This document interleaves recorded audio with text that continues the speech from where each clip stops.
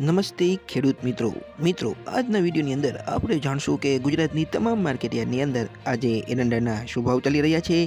પરંતુ મિત્રો એની પહેલાં જો તમે ચેનલને સબસ્ક્રાઇબ ન કરી હોય તો ચેનલને સબસ્ક્રાઇબ કરી દેજો, જેથી કરીને ખેડૂતોને લગતા સમાચાર તથા એરંડાના ભાવની વધઘટ તમને સૌથી પહેલાં મળી રહે। મિત્રો તો ચાલો જોઈએ કે ગુજરાતની તમામ માર્કેટયાર્ડની અંદર આજે એરંડાના શું ભાવ બોલાઈ રહ્યા છે।